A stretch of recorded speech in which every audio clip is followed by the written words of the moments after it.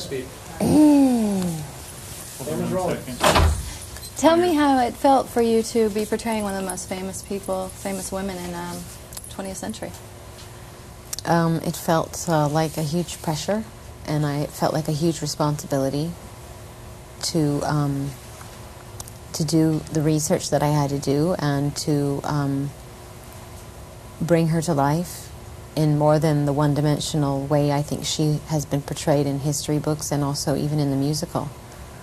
Why was it really important for you to play this role? I know that you went through a lot to try and get the part. Because it's a great part, and she was a great woman. What do you think your biggest challenge was? My biggest challenge, well, I think was making those choices in the recording studio that I had to live with when we were filming. That was the biggest challenge, to have that leap of faith and to know that they were going to work once we were on the set in on whatever location we were on. That was the hardest part. Yeah, tell me a little bit more about that, because I know that you had to obviously try and conjure up the emotion that you were envisioning that was going to happen. We had to set. basically do the movie twice, because we had to act everything out in the recording studio, and then we had to act it out again once we were filming. And that's basically how we did it. Can you tell me a little bit about the costumes and how much influence you had on that? Well, we tried to get a lot of Ava's old costumes, but we couldn't. They had them in like archives or museums, or people wouldn't let us have them. And so we basically went and to the House of Dior, and we asked them if they would make stuff, because they had, they had made most of her clothes when she was alive, but they weren't really keen on doing it either. So we just referred to books and got, kind of remade everything, and then once we had about like 100 different outfits, we sort of put them all in a room and, for a week had, dress-up time, okay, let's try this hat with this outfit, let's try this brooch with these pairs of shoes and this handbag and this fur, and it was exhausting, I must say. That, the hair and the costumes were the most exhausting aspect of this film. Tell me a little bit about shooting the scene, the Don't Cry For Me Argentina scene at Casa Rosada. How did that feel?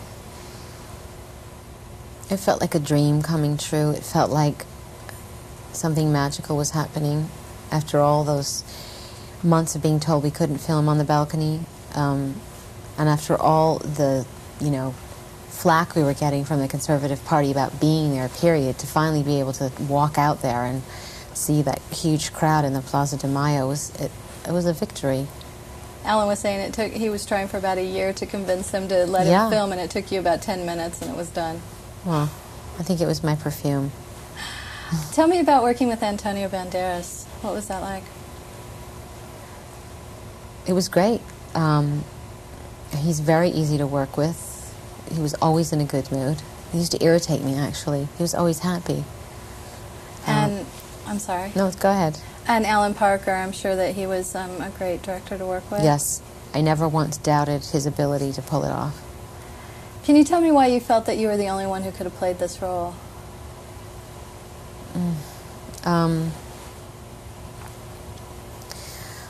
Well, I felt like I could identify with so many aspects of her personality and so many things that happened to her in her life. From how she, the sort of basic, rags to riches story, to come from nothing and to make something incredible of your life, to, the aspect of her life that, the controversy that surrounded her. You know what I mean? That people were so divided, in their feelings towards her, either incredibly for her or incredibly against her, and there was no in-between. I could relate to that. So you're trying to find kind of the middle ground of what the truth was. Yeah. Because I knew there was a middle ground. I didn't see her as a saint or a sinner. I saw her as a human being, a very admirable one. Did you feel when you were all dressed up in the costumes and your hair all done and you're in front of all these extras and shooting, did you actually feel like you were Eva Peron? Yeah, I did. Was it really magical? Tell me about your favorite scene in the movie.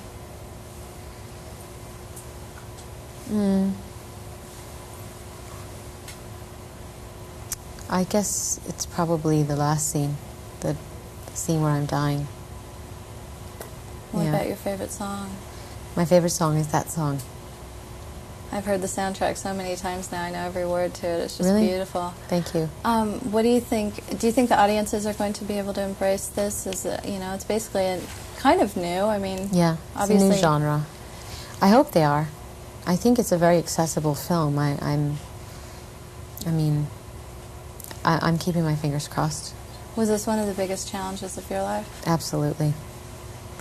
Tell me a little bit more about your preparation in the role.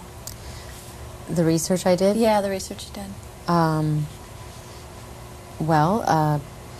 First of all, I got a hold of any book that was ever written about her, all literature. I did all the reading I could, and then I started, learning how to tango and listening to the music of the time and really putting myself in that mood. And then I got a hold of all the documentaries I could have from archives, and also when I got down to Argentina, I got a hold of a lot more things that were in Spanish that I'd never seen before in America, just so I could see how she moved and how she used her hands and how she dressed and her hair. And then the last thing was just to interview people who had known her, people that knew her as a child, people that worked with her, her enemies, people that were alive when she was the wife of the president. And then, stepped into the costume, and there it was. Well, you did an incredible job. I can't imagine anybody else doing it. Thank you very much. Sure. Great meeting you.